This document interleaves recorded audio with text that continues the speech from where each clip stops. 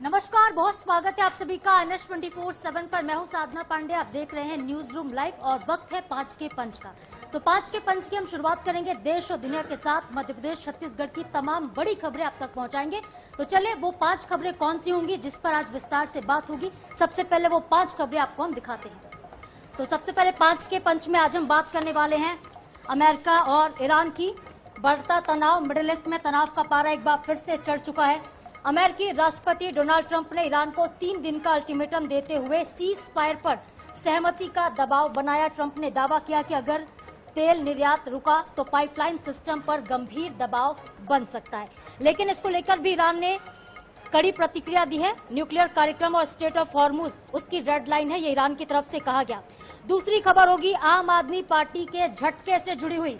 राज्यसभा में राघव चड्ढा, संदीप पाठक समेत आम आदमी पार्टी के 7 सांसदों को बीजेपी में शामिल होने के प्रस्ताव को राज्यसभा के चेयरमैन ने मंजूरी दे दी।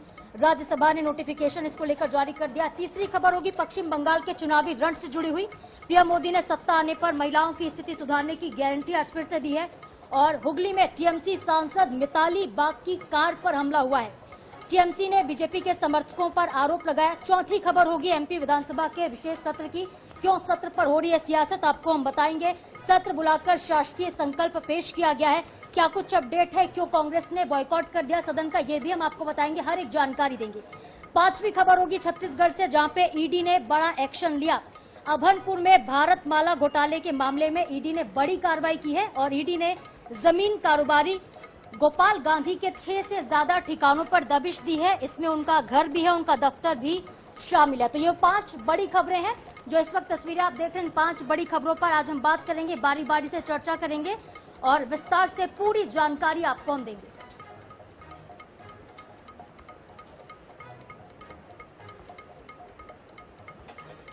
और चलिए शुरुआत करते हैं 5 के पंच की पहली खबर की। अमेरिका ईरान के बीच जंग किस मोड़ पर पहुंचा आपको बताते हैं। ट्रंप ने एक बार फिर से ईरान को चेतावनी दी है। दूसरी तरफ ईरान है कि मानने को तैयार नहीं, उसने 2 जगहों को अपनी रेड लाइन बता दिया। स्टेट ऑफ हॉर्मुज को उसने अपनी रेड लाइन बताया है। इससे स्पष्ट है कि ईरान झुकने को तैयार नहीं है। दरअसल तनाव बढ़ता जा रहा है। अमेरिका से चेतावनी मिली है, ईरान की तरफ से 2 टूक जवाब भी आ गया है और मॉस्को में इस वक्त कूटनीतिक हलचल है वो तेज हो गई। अमेरिकी राष्ट्रपति डोनाल्ड ट्रंप ने ईरान को 3 दिन का अल्टीमेटम दिया है। सीज फायर पर सहमति का एक तरह से दबाव बनाते हुए ट्रंप नजर आ रहे हैं, लेकिन ईरान का रुख भी इसको लेकर बिल्कुल साफ है। ईरान ने साफ कर दिया है कि न्यूक्लियर कार्यक्रम और स्टेट ऑफ हॉर्मुज उसकी रेड लाइन है और इन दोनों चीजों से समझौता नहीं होगा। इन मुद्दों पर कोई समझौता नहीं हो सकता, ईरान ने साफ कर दिया। पाकिस्तान की निष्पक्ष भूमिका को लेकर भी ईरानी संसद की राष्ट्रीय सुरक्षा और विदेश नीति समिति के प्रवक्ता इब्राहिम रिजई ने सवाल उठाए। कहा कि पाकिस्तान दोस्त जरूर है, लेकिन जब वो बातचीत करता है तो मध्यस्थ की भूमिका में नजर नहीं आता। पाकिस्तान का झुकाव अमेरिका की तरफ ज्यादा दिख रहा है, यह ईरान के तरफ से उनके प्रवक्ता बोल रहे हैं। रिजई ने यह भी कहा है कि पाकिस्तान अक्सर डोनाल्ड ट्रंप और अमेरिका के हितों को ध्यान में रखता है और उनके खिलाफ कुछ नहीं कहता, इसलिए उसे निष्पक्ष नहीं माना जा सकता है। तो बातचीत होनी थी, लेकिन 24 घंटे में देखिए 2 बार ईरान की तरफ से डेलीगेशन पाकिस्तान पहुंचा, लेकिन दोनों ही बार बातचीत फिलहाल नहीं हो पाई है।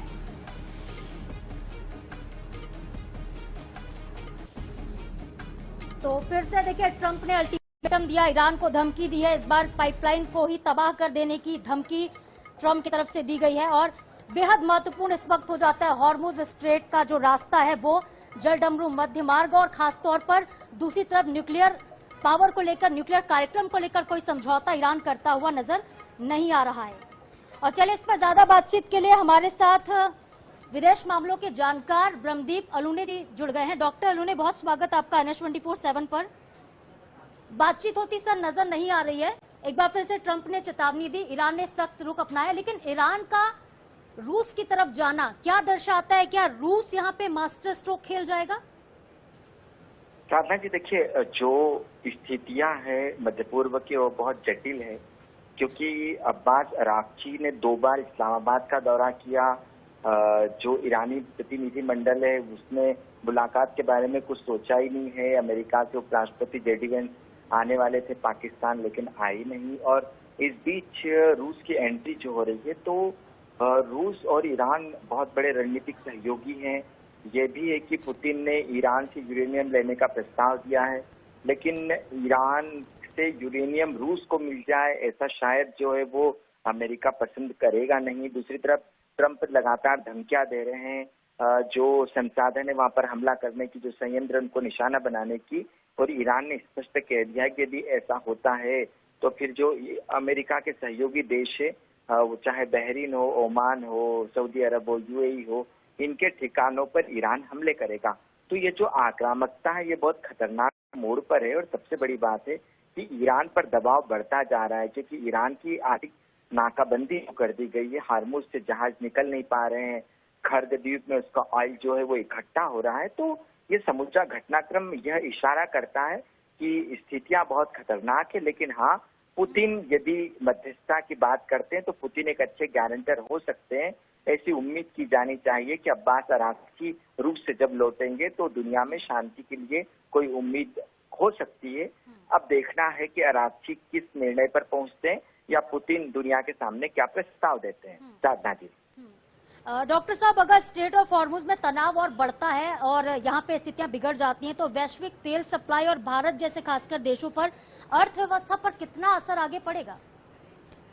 देखिए साधना जी, बड़ा अहम सवाल है आपका, हम सबसे जुड़ा हुआ सवाल है और करोड़ों लोगों को प्रभावित करने वाला सवाल है आपका। दरअसल भारत के पास पाकिस्तान हो, श्रीलंका हो या जो विकासशील देश है, तो हम जो है वो ऊर्जा के जो हमारे पास सोर्स है वो सबसे सस्ता यही है, पेट्रोल डीजल, इसी से हमारी इकोनॉमी चलती है। तो लंबे समय तक यदि हार्मुज में संकट बना रहा तो निश्चित तौर पर आने वाला समय जो है वो बहुत कठिन हो सकता है, महंगाई बढ़ सकती है, तेल के बिना तो हम जीने की कल्पना भी नहीं कर सकते। और सबसे बड़ी बात है कि ऐसे ऊर्जा के कोई संसाधन भी नहीं है जिससे हम देश को लंबे समय तक चला सके।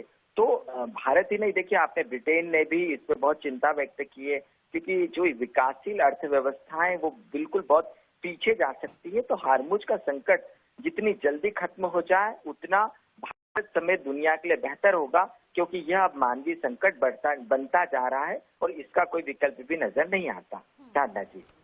ठीक है, तो फिलहाल तो निष्कर्ष निकलता नजर नहीं आ रहा, लेकिन पूरे देश और दुनिया भर की निगाहें इस वक्त अमेरिका और ईरान पर टिकी हुई। देखना होगा, क्योंकि आरोप तो पाकिस्तान पर भी लग रहे कि पाकिस्तान निष्पक्ष नहीं है। देखते हैं कि कब तक बातचीत होती, हल निकल पाता है। बहुत शुक्रिया डॉक्टर ब्रह्मदीप अलूने जी हमारे साथ जुड़ने के लिए, अपना कीमती समय NH 24/7 को देने के लिए। तो ईरान ने साफ इनकार कर दिया, हालांकि ट्रंप ने 3 दिन की चेतावनी दी। अब ये 3 दिन का अल्टीमेटम जो है कितना खतरनाक साबित होता है ये देखना होगा। 3 दिन बेहद महत्वपूर्ण, बहुत संवेदनशील होने वाले हैं। ईरान ने साफ तौर पर कहा कि वो रेड लाइन एरिया में बात नहीं कर सकता, कोई समझौता स्ट्रेट ऑफ हॉर्मुज को लेकर और न्यूक्लियर प्रोग्राम को लेकर नहीं होगा।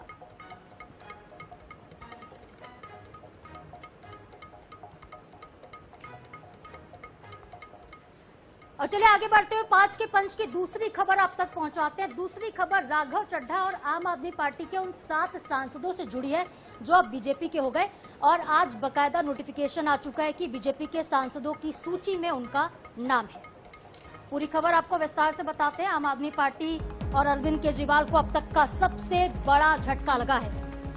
झटका इसलिए भी क्योंकि राघव चड्ढा, संदीप पाठक और आम आदमी पार्टी के 7 सांसद बीजेपी में शामिल हो गए थे, जिसके प्रस्ताव को राज्यसभा के चेयरमैन ने मंजूरी दे दी। राज्यसभा में नोटिफिकेशन आ चुका है। बीजेपी सांसदों की लिस्ट में 7 नेताओं का नाम शामिल कर दिया गया। राज्यसभा में आम आदमी पार्टी के 7 सांसदों के बीजेपी में आने के बाद अब बीजेपी के कुल सांसद 113 हो गए हैं, जिनमें से 5 राष्ट्रपति की तरफ से मनोनीत सदस्य भी हैं। सांसदों के दल बदल पर आम आदमी पार्टी के नेता जरूर भड़कते नजर आए थे। संजय सिंह ने एक प्रेस कॉन्फ्रेंस की थी और उन्होंने 7 सांसदों को ऐसे आम आदमी पार्टी से अलग होना गैर कानूनी करार दिया था। संजय सिंह ने राघव चड्ढा समेत 7 सांसदों की सदस्यता को रद्द करने की बात भी कही थी।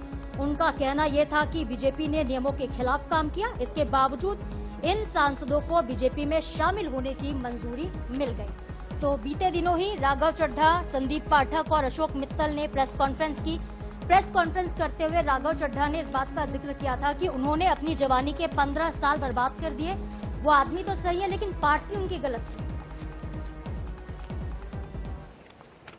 एक पिटीशन भेजी है जिसमें संविधान की 10वीं अनुसूची के मुताबिक इन 7 सदस्यों की सदस्यता पूरी तरीके से समाप्त की जाए, खत्म की जाए,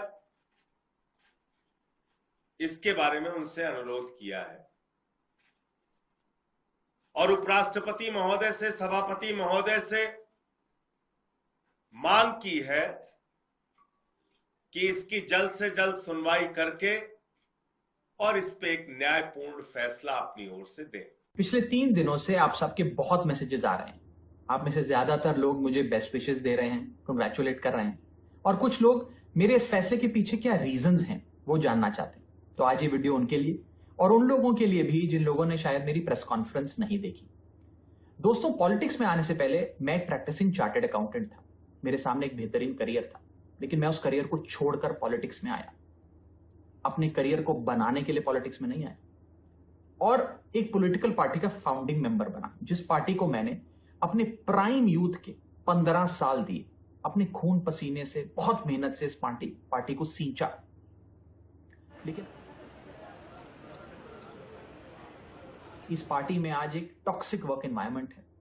आपको काम करने से रोका जाता है, पार्लियामेंट में बोलने से रोका जाता है, और ये पॉलिटिकल पार्टी आज चंद करप्ट और कॉम्प्रोमाइज लोगों के हाथ में फंसकर रह गई है, जो अब देश के लिए नहीं, अपने निजी पर्सनल फायदे के लिए काम करते हैं। और चलिए, इस विषय पर ज्यादा बातचीत के लिए हमारे साथ बीजेपी और आम आदमी पार्टी के प्रवक्ता जुड़ रहे हैं। फोन लाइन पर हमारे साथ हैं सूरज उपाध्याय जी हैं, आपके प्रवक्ता। बहुत स्वागत सर आपका आईएनएच पर। हमारे साथ है के.एस. चौहान जी, बीजेपी प्रवक्ता हैं। सबसे पहले के.एस. चौहान जी, नोटिफिकेशन आ गया है, जो 7 सांसद थे आम आदमी पार्टी के अब आपके हो गए। स्वागत तो कर लिया आप लोगों ने, और एक तरीके से रणनीतिक जीत भी आपकी हुई है। सवाल उठ रहे थे संजय सिंह की संवैधानिक मान्यता नहीं होगी, लेकिन नोटिफिकेशन तो आ गया राज्यसभा का।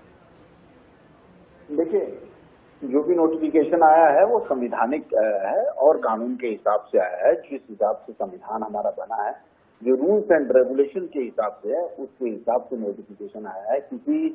किसी के बोलने से या किसी की सिफारिश से या कोई नया कानून नहीं बना है नोटिफिकेशन का। वो पहले भी नोटिफिकेशन आया था, पहले भी जो सांसद पार्टी बदल के आए थे उनको भी एज इट इज किया गया था, पहले भी ऐसा हुआ है।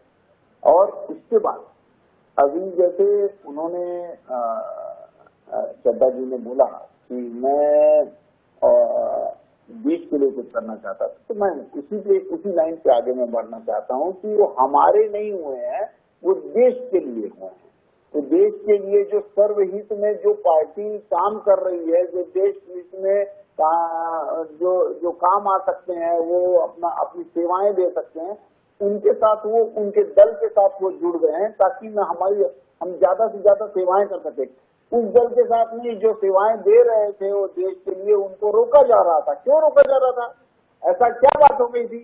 तो ये आम आदमी पार्टी आज इस गति में है, आज इस गत में है कि वो न राष्ट्र की तो हो ही नहीं सकती, अपनी पार्टी की भी नहीं हो सकती उनको। और ये पहले चड्डा जी या 6 लोग ऐसे नहीं है कि जो पहले पार्टी छोड़ के ना है। जैसे ही इनकी सत्ता आई थी, वैसे ही बहुत सारे लोग इनको छोड़ के भी चले गए थे, और बहुत सारे लोगों को इनको निकाल भी दिया गया था अपनी इनसिक्योरिटी के कारण। अपनी इनसिक्योरिटी इसलिए कि वो मेरे से बड़े नेता मत बन जाए, और वो एक लीडरशिप होती है, जो लीडरशिप होती है उसको। ठीक है चौहान जी, आप बने रहिए। हमारे साथ सूरज उपाध्याय जी भी जुड़े हुए हैं, प्रवक्ता है आम आदमी पार्टी के। सूरज जी, आप लोग इसको गैर कानूनी बता रहे हैं, सिर्फ प्रेस कॉन्फ्रेंस करते रह जाएंगे या फिर अब अदालत का दरवाजा भी खटखटाएंगे? देखिए, हम भगवंत मान जी ने भी उपराष्ट्रपति जी से टाइम मांगा है, पार्टी की तरफ से संजय सिंह जी ने भी टाइम मांगा है, और जैसा बता रहे हैं कि 10th शेड्यूल में ये प्रावधान है कि मर्जर जो है वो पहले पार्टी का होता है, देन जो इलेक्टेड या सेलेक्टेड मेंबर्स होते हैं वो राज्यसभा के हो सकते हैं, लोकसभा के हो सकते हैं, विधानसभा विधान परिषद के हो सकते हैं, तब वो अपनी सहमति दे सकते हैं कि हम मर्जर करेंगे। तो ये कानूनी प्रक्रिया है। लेकिन मैं ये बोलना चाहता हूँ कि राघव चड्ढा अपने आप को आईने में देखते कैसे होंगे, वो इस चीज को अपने आप को कन्विंस कैसे करते हैं? उनको थोड़ी शर्म नहीं आती होगी कि जो व्यक्ति 4 दिन पहले बीजेपी के खिलाफ बोलता था, मोदी जी के खिलाफ बोलता था, और ये बोलता था कि वो नोट अभी छपी नहीं है, वो शख्स अभी पैदा नहीं हुआ है जो राघव चड्ढा को आम आदमी पार्टी से तोड़ के बीजेपी में शामिल कर ले। तुमको देशभक्ति करनी थी, देश सेवा करनी थी, इतनी जल्दबाजी थी, इतनी ज्यादा जल्दबाजी थी कि तुमको भाजपा दिखी जिसमें कल तक तुमको सिर्फ कमियां दिखती थी। आज तुम बोलते हो कि 10 साल से या 12 साल से मोदी जी के काम से तुम प्रभावित हो गए।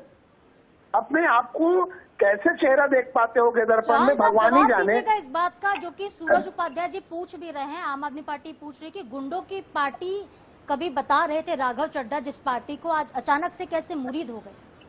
आज हमारे साथी प्रवक्ता जो हैं वो ऐसा बोल रहे हैं कि जब जो सीटें आई थी भारतीय जनता पार्टी की, उस समय कांग्रेस की जो सीटें थी वो लगभग 400 के आसपास थी। तो आज जो हमारी जो सीटें 300 के पार पहुंची हैं, तो क्या जनता, आप जनता को बोल रहे हो कि ये जनता अपना चेहरा कैसे देखती होगी आईने में? अरे भाई, जो राष्ट्र हित में, जो देश हित में आज चौहान जी दल जो को खड़ा है, व्यक्ति को नहीं होता है, थोड़ा सुधार सूरज जी करिए। आपके बीच में चौहान जी थोड़ा सा सुधार करिए। सूरज जी आपके बीच में नहीं बोला। आप मुझे ये बताइए कि आपकी पार्टी की इतनी गत कैसे हो गई? आपकी पार्टी के लोग तो छोड़ के जा रहे हैं, आप अपनी पार्टी को छोड़ निकाल रहे हैं, तो और जनता आपको क्यों न कर रही है? आपका जो फिल्म और जो आपका नेता वो कैसे चलेंगे? भ्रष्टाचार की आड़ में जितना पैसा कमा रहा है, 50-50 करोड़ का घर बना रहा है, तो कहाँ से आता है पैसा? तो और इसके बाद आप मुझे ये बताइए कि आज गत क्या है आपकी? क्या आम जनता ये नहीं जानती है आपके कि आप किस वोट पे हो? चलिए ठीक है, बहुत शुक्रिया आप दोनों का। इस समय हमारे पास थोड़ा कम है। सूरज उपाध्याय जी बहुत धन्यवाद, के.एस. चौहान जी धन्यवाद आपका भी। तो 7 सांसद अब चूंकि बीजेपी के हो चुके हैं, आगे क्या कानूनी प्रक्रिया अपनाई जाती है आम आदमी पार्टी की तरफ से, इस पर हमारी नजर होगी।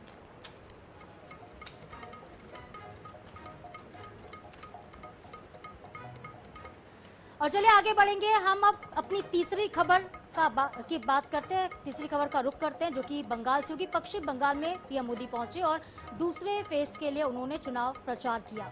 महत्वपूर्ण पश्चिम बंगाल में 19 तारीख होगी जब दूसरे चरण के चुनाव होंगे पश्चिम बंगाल में, और सभी दलों ने पूरी तरह से ताकत झोंक दी है पश्चिम बंगाल के लिए। तो पीएम मोदी ने उत्तर 24 परगना में रैली की। उन्होंने कहा कि इस चुनाव में बंगाल की दशा और दिशा दोनों बदलने वाली है। पीएम मोदी ने गारंटी भी दी कि सत्ता में आने पर राज्य में युवाओं को रोजगार देने के लिए प्राथमिकता होगी सरकार की, महिलाओं की स्थिति बदल जाएगी।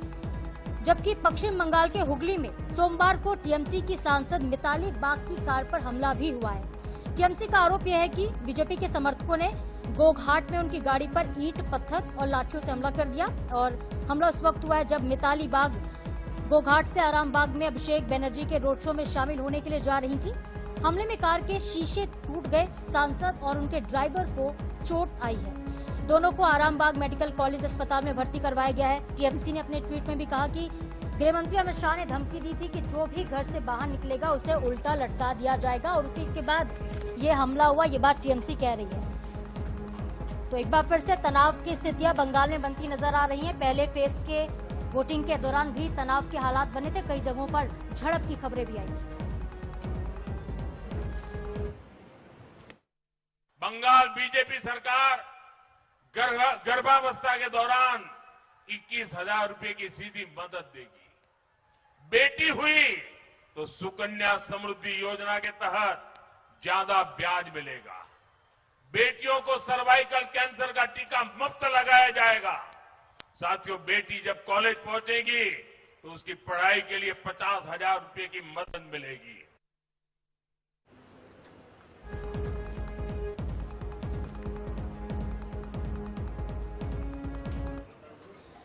और चलिए बारी आज की चौथी खबर की। ये खबर होगी मध्य प्रदेश से, जहां पे स्पेशल सेशन बुलाया गया विधानसभा का, और इसमें महिला आरक्षण को लेकर चर्चा हुई है। विपक्ष ने वॉकआउट भी कर दिया। क्या है पूरा वाकया आपको बताएंगे, चलिए विस्तार से। एमपी विधानसभा का विशेष सत्र आज बुलाया गया। सीएम डॉक्टर मोहन यादव ने शासकीय संकल्प इस सत्र में पेश किया। इस संकल्प में महिलाओं को 33% आरक्षण का जिक्र किया गया। सीएम ने यह भी कहा कि संसद और विधानसभाओं में महिलाओं को 33% आरक्षण मिलना ही चाहिए। सत्र के दौरान विपक्ष ने जमकर हंगामा किया और तुरंत महिला आरक्षण लागू करने की मांग करते हुए विपक्ष के जो विधायक थे वो बॉयकॉट करते बहिर्गमन करने लगे, वो विधानसभा से बाहर निकल गए। तो आज भी काफी गहमा गहमी का माहौल मध्य प्रदेश विधानसभा में देखने को मिला है। 33% आरक्षण को लेकर शासकीय संकल्प पेश किया गया सीएम की तरफ से और तब कांग्रेस पार्टी खड़ी हो गई और विपक्ष ने कहा कि अगर आरक्षण देना है तो अभी दीजिए और आज से दीजिए। तो लोकसभा में जो महिला आरक्षण संशोधन बिल गिर गया था, उस बिल को लेकर विशेष सत्र का आयोजन मध्य प्रदेश में किया गया और विपक्ष ने अपनी मंशा यहां पर साफ तौर पर जाहिर कर दी कि अगर बिल लाना ही है, आरक्षण देना ही है, तो आज से ही क्यों न लागू कर दिया जाए। महिलाओं को राजनीतिक रूप से और लोकसभा और विधानसभा में बड़ा प्रतिनिधित्व मिलने था, परंतु कांग्रेस और विपक्ष के नेता हर समय महिला विरोधी काम करते हैं। 543 सीटें वर्तमान में लोकसभा में है, 230 सीटें मध्य प्रदेश में विधानसभा में। वर्तमान सीटों पर आरक्षण क्यों नहीं?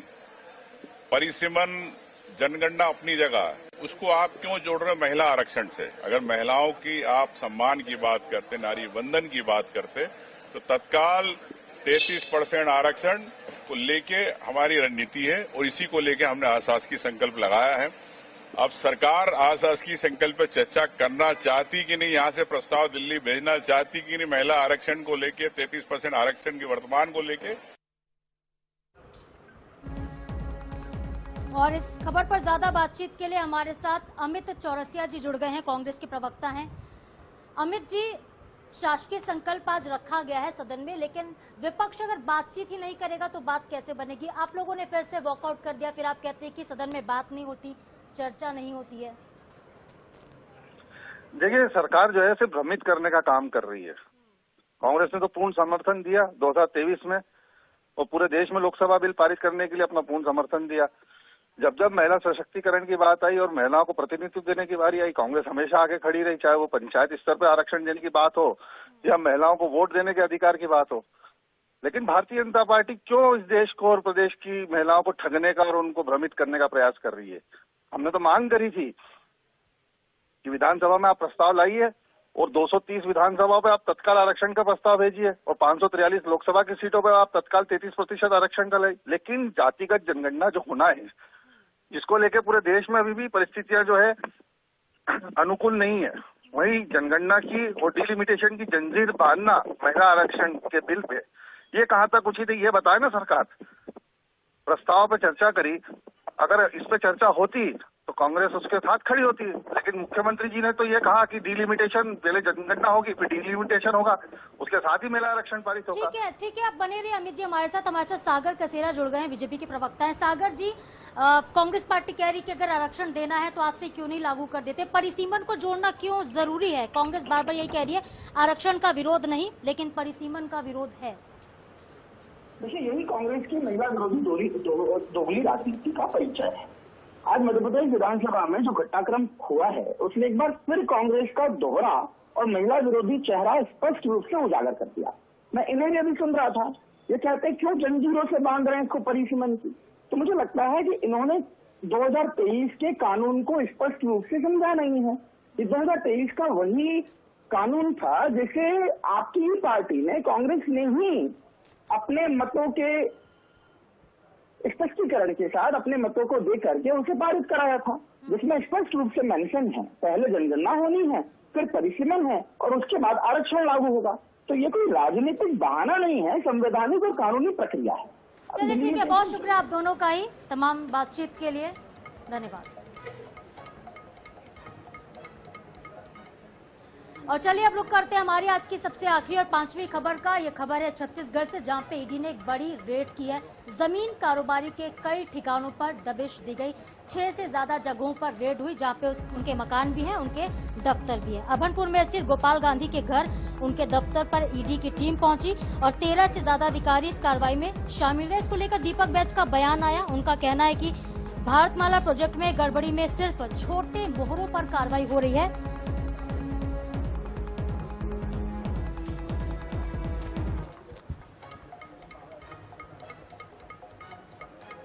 और इसके साथ ही 5 के पंच में मेरे साथ फिलहाल इतना है, लेकिन खबरों का सिलसिला आगे भी जारी रहेगा। आप देखते रहिए INS 24/7। मुझे दीजिए इजाजत, नमस्कार।